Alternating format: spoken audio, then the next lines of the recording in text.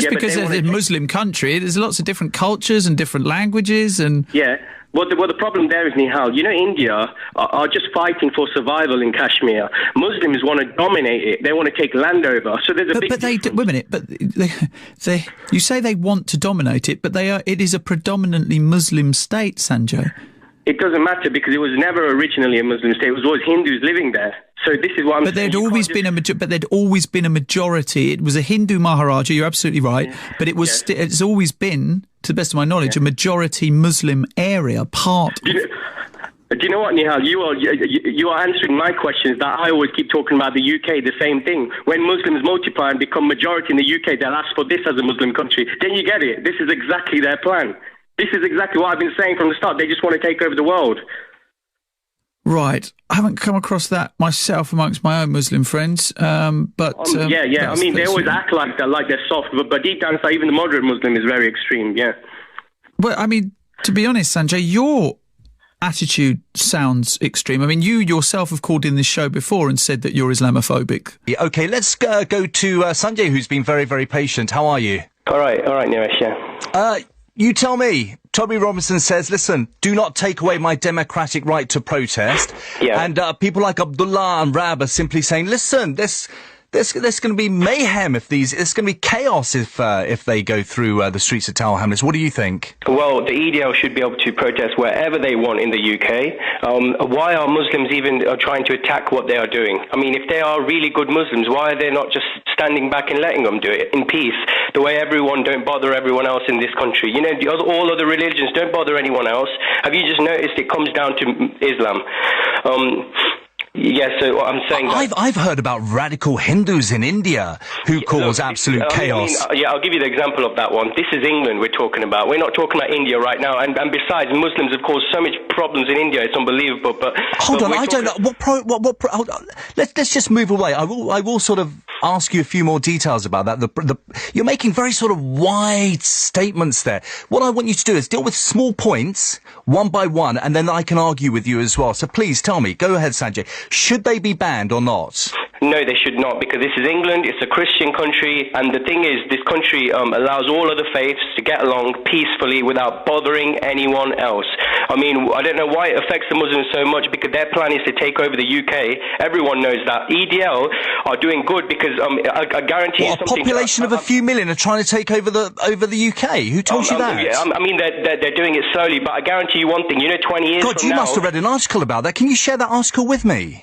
What's that about? The Muslims are trying to take over the UK. I've never come across that one. Well, I'll just tell you some basic common sense. Please. I mean, they're having so many kids in the UK. I didn't know that. Is there a population census which says they're having more kids than Hindus and Sikhs? Is it all right if I finish? I mean, you asked me. But please, Sanjay, you know what? You know, I respect you. You're an articulate individual. But what I want is that general sort of assertions they're having more kids than us. Yeah, I'm going to tell you another thing.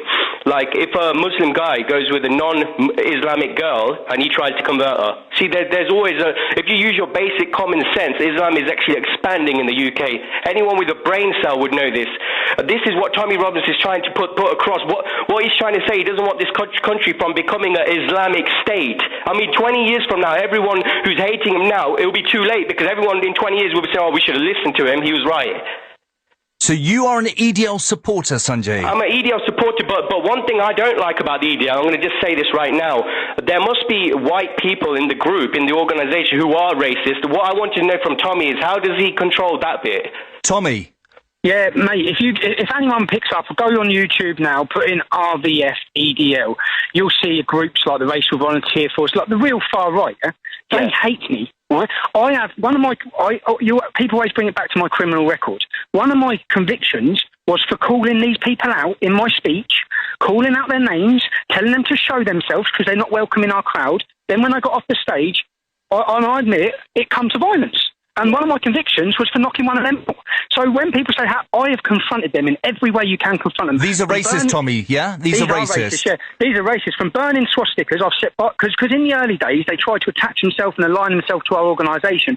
Now, we had murders. In the first 2 years, we had murders. Like, basically, at demonstrations, we were fighting amongst them. So when people are saying there's trouble in the EDL crowd, that's us kicking them out.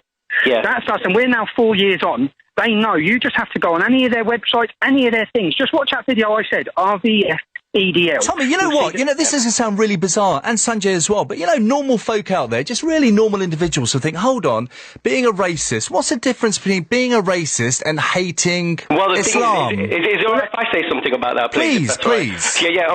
Here what it is. When people call Tommy Robinson a racist, I just start scratching my head and say, what is wrong with people? Racism is hating colour of skin.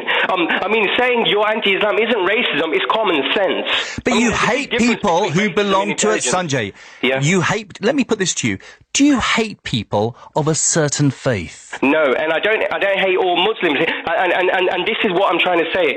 It's difficult because the religion teaches something abnormal. So you don't hate individuals, but you hate the religion because you feel it's doing wrong. Exactly. If I can speak to a Muslim and don't mention religion with them, and I'll get along like a house on fire. But the instant religion gets taught, because they're just taught one thing: hate other religions. There's the only one, and that's it. And I never knew that, Sanjay. I never knew that one. So where did you learn that fact Pick from? Pick up the Quran then, bruv. Okay. Just pick up the Quran and read it. Those things that I hope and pray that my children do not have to go through that. My son once experienced it when he was a kid, when he was playing football, when somebody abused a child of mixed heritage. He was white and Sikh. But, I hope and pray that, our children, we as a family, my family, have lived there for 50 years. We're as British as they come. We're as English as they come.